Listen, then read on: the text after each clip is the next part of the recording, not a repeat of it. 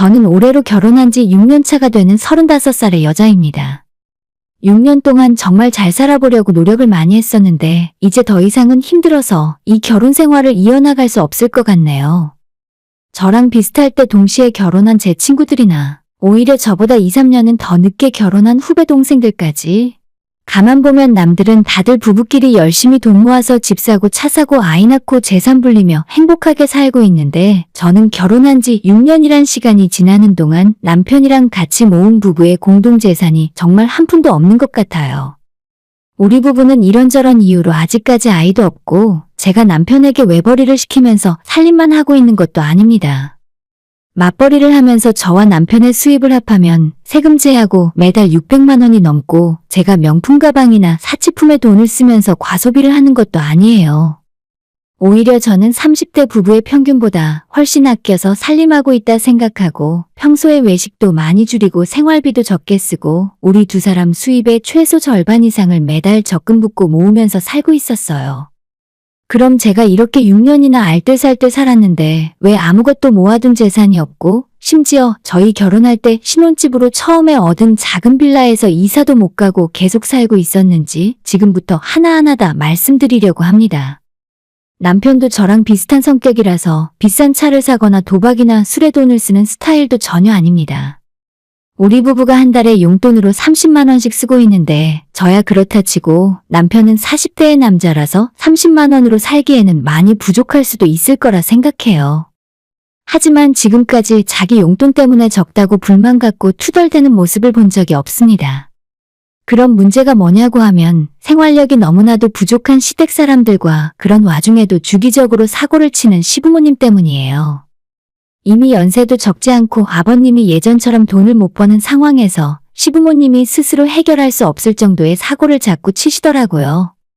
그리고 그럴 때마다 단 한 번도 주저하지 않고 우리 부부의 재산을 탈탈 털어 해결하려고 하는 효자 남편에게 이제는 질려버려서 이혼을 결심하게 되었죠.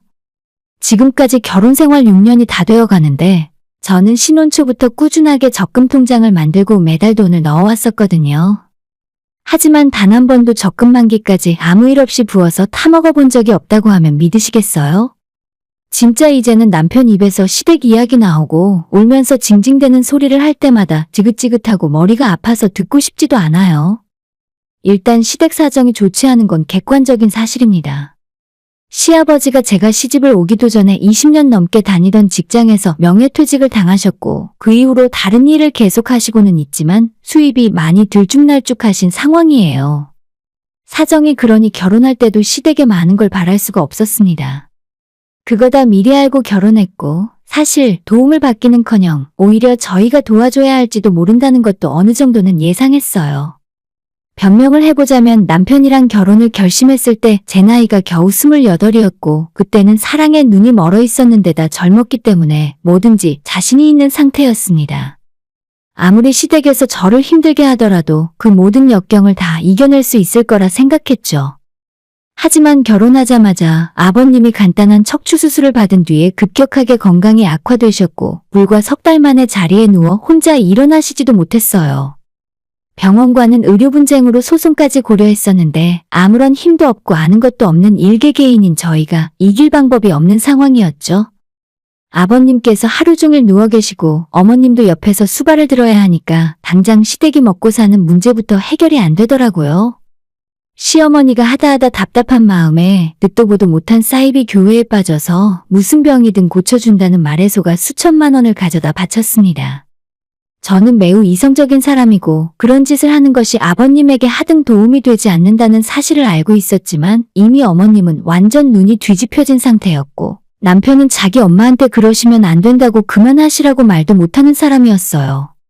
오히려 어머님이 돈 좀 보태달라고 하는 말을 거절 못하고 2천만 원을 어머님한테 가져다 드리기도 했습니다. 아버님이 그렇게 된 이후로 시댁 집안 분위기는 당연히 엉망이었고 평생 조용히 살던 시동생도 그때 술을 먹고 밤거리에서 시비가 붙어 폭행으로 고소당하는 일이 있었습니다. 쌍방도 아니고 일방적으로 시동생이 많이 때려서 상대방은 전치 사주 판정이 나왔나 봐요. 당장 시댁 집안에 돈도 없고 상대방 쪽에서 합의는 절대 안 해줄 테니 콩밥 먹으라고 하는 바람에 저희가 엄청 큰 돈으로 합의를 대신 해주게 되었습니다. 남편이랑 제가 과일 바구니 사들고 피해자 병원까지 찾아가서 싹싹 빌고 제발 합의 좀 해달라고 부탁했어요. 다행히 잘 끝나긴 했지만 그 합의금 때문에 적금을 또 한 번 깨게 되었죠. 그전부터 시아버지 병원 가실 때나 명절이나 기념일 같은 집안에 무슨 큰일이 일어날 때마다 50만 원에서 200만 원씩 자잘하게 시댁으로 돈이 빨려나가는 일이 일상이었습니다. 처음에 아버님 쓰러지시고 시동생이 사고쳐서 합의금까지 우리가 물어주게 되었을 때까지는 가족이면 당연히 이렇게 도와야 하는 줄 알고 넘어갔어요. 하지만 시어머니가 사이비 종교에 저희 돈 2천만 원을 가져다 줬을 때는 결혼하고 나서 처음으로 제 미래가 무서워지기 시작했고 남편과의 상의 끝에 부부가 공동생활비를 제외하고 각자 따로 돈 관리를 하기 시작했습니다. 만일 시댁에 돈 들어갈 일이 있으면 이제부터 남편 돈으로만 알아서 해결하고 최소한 제가 버는 돈이라도 지켜야겠다는 생각이 들어서 그렇게 한 거예요.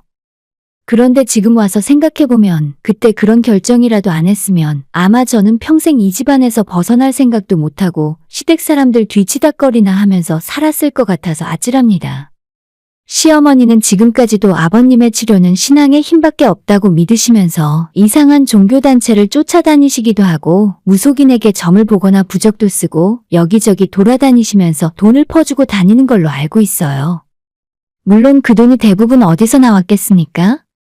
어머님이 일용직으로 버는 돈도 있지만 거의 우리 남편 주머니에서 나온 돈이에요. 시댁 사정이 정 어려우면 가끔 한 번씩 도와줄 수도 있겠죠. 저도 결혼하고 이 집안으로 시집와서 완전 시댁과 담쌓고 우리끼리 잘 먹고 잘 살겠다는 생각으로 들어온 것도 아니거든요. 그런데 아무리 해도 정도가 있는 거지 결혼하고 몇 년이 지났는데 우리 부부가 모아둔 돈이 완전 제로라는 것이 말이나 되는 이야기입니까? 심지어 제로도 아니고 한때는 남편이 마이너스 통장까지 쓸 정도였어요. 지금은 그나마 제가 남편이랑 따로 돈 관리를 하고 있기 때문에 제가 버는 돈이라도 모으면서 살고 있는 거지. 남편만 따로 떼어놓고 생각을 하면 완전 빈털털이나 다름없습니다.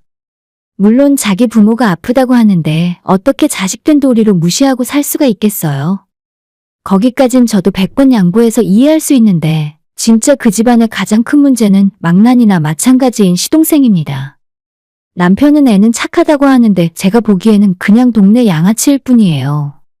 저랑 동갑인 35인데 집에서 30 넘을 때까지 백수로 지내다가 재작년부터 겨우 일을 시작했어요.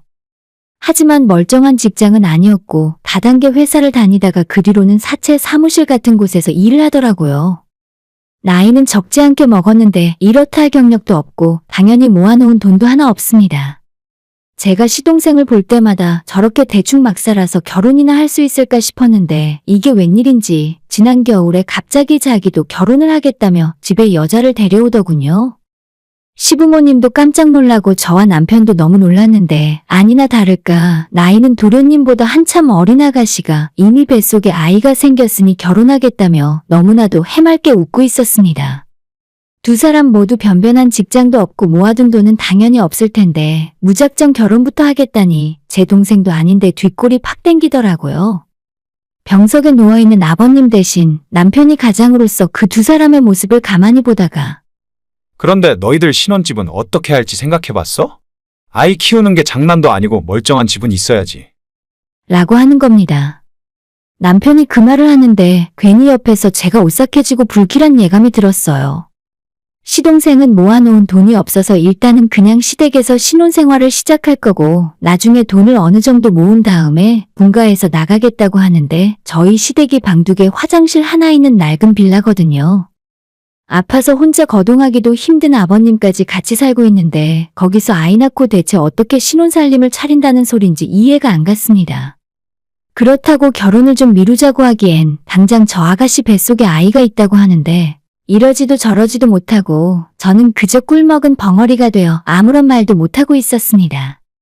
시어머니는 속도 없이 작은 아들까지 장가간다고 좋아하시면서 둘째 며느리가 복덩이라고 결혼하기도 전에 집안에 큰 선물을 들고 오니까 이제 좋은 기운이 들어올 거라고 말씀을 하시는데 너무나도 답답했어요.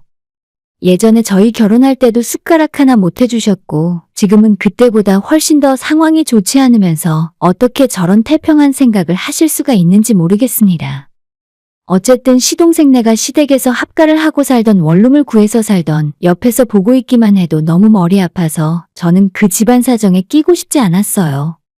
시동생은 지난 2월부터 양복을 쫙 빼입더니 상가 분양사무소에 출근해서 일을 하고 있었는데 당장 결혼식 올릴 돈도 없어 보였습니다. 집도 못 구해서 임신한 아내와 함께 시댁 들어가서 산다고 하는데 무슨 결혼 준비를 했다는 건지 모르겠어요. 집에 돌아오는 길에 남편은 표정이 딱딱하게 굳어서 아무런 말이 없었고 저는 그 모습 보고 괜히 불안한 마음이 들었습니다. 그리고 지난달 결국 양가 집안 상견례까지 마쳤고 그 자리에 아프신 아버님 대신해서 남편이랑 제가 참석하게 되었습니다. 상대방 여자네 집에서도 일단 딸아이가 임신을 했으니 결혼은 시켜야 한다고 생각하는데 시댁에서 아픈 시아버지 모시고 사는 것이 못내 마음에 걸리는지 자꾸만 작은 방이라도 얻어서 따로 살게 해야 하지 않겠냐고 하시더라고요. 우리 남편은 마치 본인이 죄인이라도 된 것처럼 고개를 푹 숙이고 그렇죠. 집을 구해야죠. 그 말이 맞습니다. 라는 대답만 하고 있었는데 시동생이 옆에서 딱 1년만 부모님과 같이 살면서 기반을 잡으면 아파트 얻어 독립할 수 있다며 자기를 한 번만 믿어달라는 소리를 하더군요. 여자 쪽 집안에서도 여유는 별로 없는지 자기들이 나서서 집 구해주겠다는 말은 끝까지 하지 않았고 솔직히 부모님들 행색을 봐도 여유가 없어 보였습니다. 서로 그렇게 어색한 분위기에서 돈 이야기는 제대로 하지도 못하고 상견례는 끝이 났어요. 사정이 되던 안 되던 일단 결혼식은 이번 여름이 오기 전에 진행하기로 했고 각자 먹먹한 마음을 안고 집으로 돌아왔습니다. 아무튼 상견례를 그렇게 마치고 한 일주일쯤 지났을 때 저는 늦게까지 일을 하고 나서 집으로 돌아왔는데 우리 집 거실에 어머님이 와 계시더라고요. 남편이랑 무슨 심각한 이야기를 한 것 같은데 어머님은 눈물까지 조금 흘리셨는지 제가 집에 들어오니까 티슈로 눈가를 닦으면서 일어나셨어요. 어머님 언제 오셨어요? 오셨으면 미리 말씀하시지. 제가 야근 안 하고 일찍 퇴근해서 식사라도 차려드렸을 텐데. 어머님은 제 말에 괜찮다면서 저녁은 먹었고 그냥 이 근처에 볼 일이 있어 왔다가 잠깐 들른 거라며 이제 너 얼굴 봤으니 됐다. 나는 갈 테니까 괜히 마중 나오지 마라. 라고 하시며 부랴부랴 겉옷 챙겨 입고 바로 나가셨어요. 대체 두 사람이 무슨 말을 했길래 내가 오자마자 황급히 어머님이 자리를 피하시는지 남편을 붙들고 어머님이랑 무슨 말 했냐고 물어보니까 남편도 제 눈치를 보면서 대답을 못하고 자꾸 딴소리하고 말을 돌리려고 했어요. 아니, 어머님이랑 당신 방금 전까지 무슨 말을 했냐고? 당신 이번에도 설마 또 뭔가 해주려는 건 아니지? 사실 저도 바보가 아닌데 예전부터 어느 정도는 눈치채고 있었어요. 처음에 시동생이 임신한 여자를 데리고 결혼하겠다고 인사드리러 왔을 때 그 두 사람을 바라보는 남편의 복잡한 표정을 보면서 이것도 시작이구나 라고 생각했습니다. 그래도 남편도 양심이 있는데 아니겠지, 이번에는 절대 안 그러겠지 하고 불안한 생각을 머릿속에서 지우고 살려 했어요. 상견례가 끝나고 집에 돌아왔을 때도 남편이 밤늦도록 얼굴 표정이 잔뜩 굳어서 무슨 생각을 했을지 다 알고 있었지만 그때도 제가 먼저 내색 안 하고 아무런 말 없이 참고 있었습니다. 솔직히 가족끼리 힘들고 어려우면 돕고 사는 게 맞아요. 그건 저도 분명히 이해합니다. 하지만 우리 부부의 삶은 대체 어쩌라고요? 저희 아직 결혼할 때 돈을 모으기 전까지 2년 정도만 살 거라고 예상했던 좁은 빌라에서 무려 6년째 살고 있어요. 우리 부부가 왜 아직 아이가 없냐고 하면 당연히 가진 돈도 없거니와 이 집에서 아이 낳고 키울 자신 없거든요. 이 주변에서는 아이를 마음 놓고 보낼 만한 어린이집도 없고 놀이터도 없어요. 저보다 늦게 결혼한 제 친구들은 대부분 깨끗한 신축 아파트에서 살고 있고 친구들 집에 놀러 가보면 아파트 단지 안에 어린이집도 있고 바로 집 근처에 초등학교까지 있는 그런 좋은 환경에서 살고 있습니다. 저도 이제 나이가 적지 않은데 그런 곳에서 아이 낳고 키우면서 살고 싶어요. 그동안 남편이 시댁에 가져다 준 그 돈만 있었어도 진작 전세라도 얻어서 이사 갔을 거예요. 가족도 좋고 다 좋은데 저는 제 인생까지 이렇게 만들어버린 그 사람들이 너무 원망스럽고 시동생이랑 시어머님 그리고 아픈 시아버지조차 사실 꼴도 보기 싫어요. 남편은 제게 미안하다면서 동생이 안정된 직장도 없고 일정한 수입이 없는 상황이니까 최소한 전셋집은 구해줘야 애 낳고 살지 않겠냐고 말하더라고요. 방금 전에도 어머님이 오셔서 하신 말씀이 어떻게 지금 시댁 그 집에서 애 낳고 같이 살겠냐고. 집안에 아파서 누워있는 사람이 있는데 이제 결혼하고 새 출발하는 둘째네 부부를 어떻게든 번듯한 신혼집 구해서 살게 해주고 싶은데 그게 마음이 너무 아프다며 우셨답니다. 남편의 구구절절한 시댁 사연을 듣고 있는데 이상하게도 하나도 제 마음이 움직이지 않았습니다. 예전까지는 저도 그 집안의 일원이나 다름없다는 생각에 안타깝기도 하고 어쩔 수 없다는 마음이 있었지만 이번에는 오히려 그래서 뭐 어쩌라고. 내가 당신 집안 꼬라지 그렇게 만들었어? 왜 나한테만 참고 살라는 거야? 라고 완전 폭발하게 되어버렸어요. 남편은 제게 너무 괴롭다는 표정을 지으며 이번 딱 한 번만 마지막으로 도와주자. 그래도 5천만 원이면 둘이 살 만한 낡은 집이라도 구해줄 수 있어. 라고 제게 말했고 그 말을 듣자마자 저는 자리에서 벌떡 일어나서 당신한테 5천만 원이 있어? 그 정도 돈 있으면 우리부터 좀 이사 가자. 네 동생한테는 미안하고 고생하며 사는 나한테는 미안한 감정도 없니? 남편은 그런 제 말을 듣고 한다는 소리가 나한테 지금 1,500 정도 있고 너가 좀 도와주면 안 될까? 아니면 내가 마이너스 통장 써서 일단 맞춰주려고. 이번이 진짜 마지막이야. 걔네도 사정이 딱한데 일단 애 낳고 살고 봐야 할 거 아냐? 아까도 말씀드렸지만 저는 어머님이 사이비 종교에 저희 부부의 2천만 원을 가져다 주셨을 때부터 남편이랑 저는 돈을 따로 모으기 시작했어요.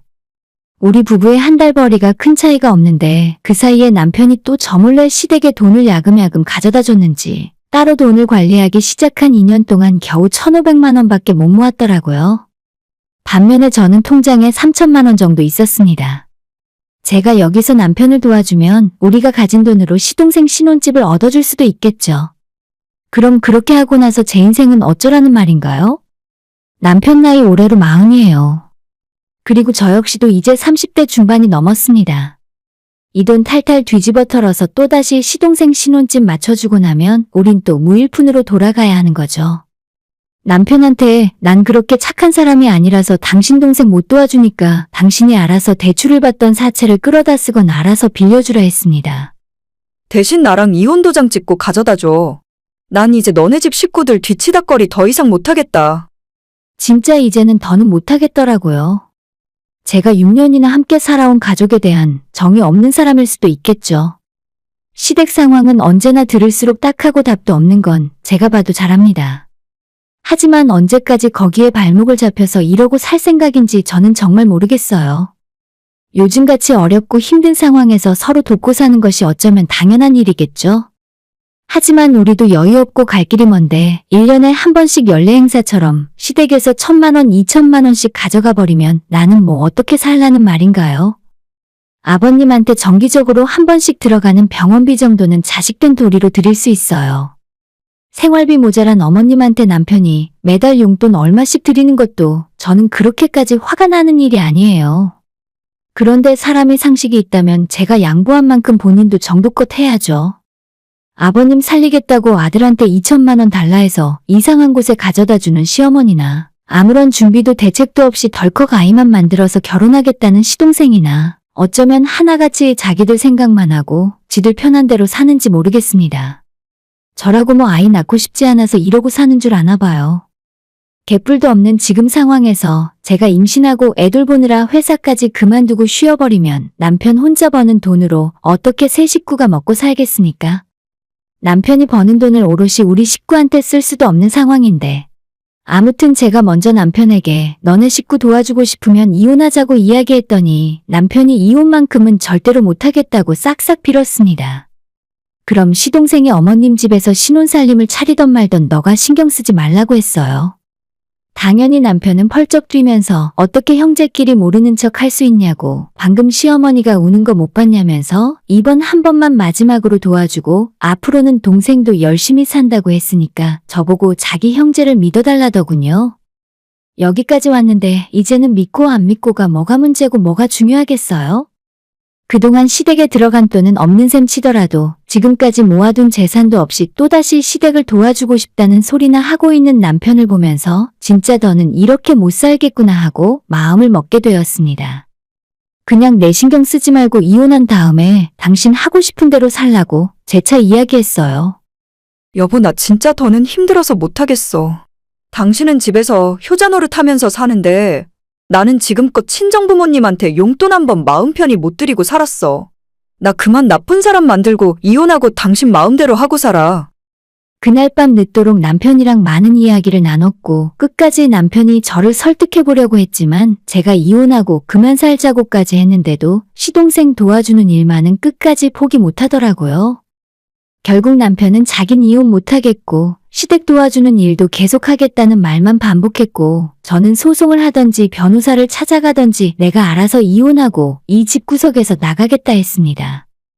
아무리 대화를 해봤자 의견이 전혀 좁혀질 기미가 보이지 않았고 다음 날은 서로 얼굴도 안 마주치고 말도 한마디 하지 않고 따로 출근했어요.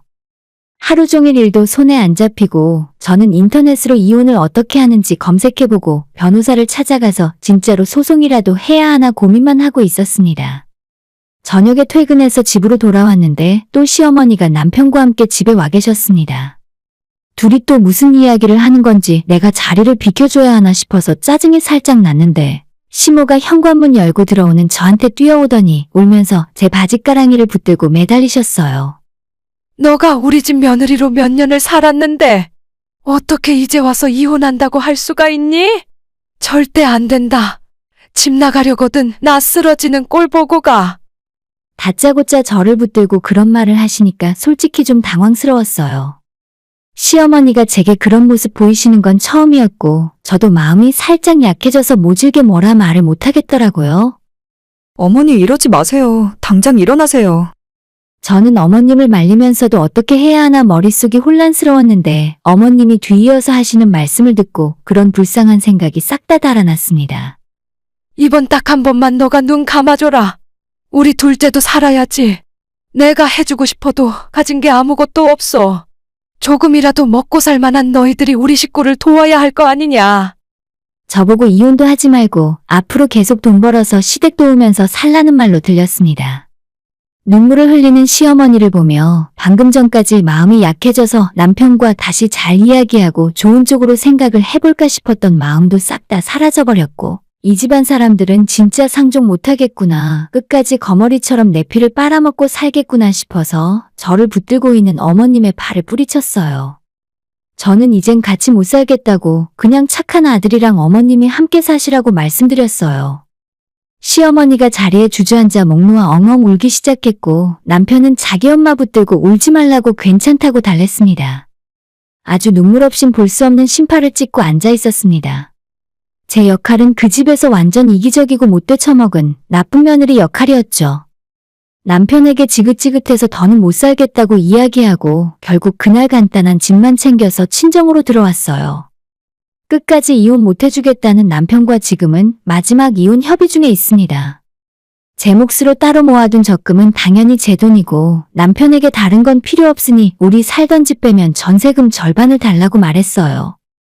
저희 집 전세가 1억 5천인데 아마도 시동생을 장가 보내기 위해 목돈이 필요한 남편이라서 전세금 받으면 자기 몫은 동생한테 다 줘버리고 본인은 이제 시댁으로 들어가서 부모님 모시고 살지 않을까 싶네요. 그 돈 다 받아서 이혼해도 사실 저는 충분한 보상이라 생각하지 않아요. 연애 기간을 제외하고서라도 제 인생을 6년이나 쓰레기통에 처박은 듯한 기분이고 얼마 안 되는 그 돈 받아봐야 만회할 수 있는 것도 아니니까요. 남편에게 돈 받으면 제가 모은 돈이랑 다 합쳐서 친정부모님 집을 더 큰 집으로 이사 가려고요. 제가 이 나이에 다시 남자 만나서 재혼할 것도 아니고 이젠 시댁 식구들이라고 하면 지긋지긋한 마음의 치가 다 떨립니다. 그럴 돈 있으면 이젠 우리 부모님한테 효도하면서 즐겁게 살래요. 그동안 저도 애 낳고 잘 살아보고 싶은 마음에 집 사려고 악착같이 모으고 살았는데 어차피 시댁 밑으로 다 들어갈 돈을 왜 그렇게 미련하게 아득바득 모으고 살았나 싶어요. 이젠 그런 부담 없이 맛있는 것도 마음껏 먹고 좋은 옷도 입고 우리 엄마 아빠랑 즐겁게 살래요. 오늘의 사연은 여기까지입니다. 구독과 좋아요, 알람 설정 부탁드려요. 다들 행복하시고 좋은 하루 되세요.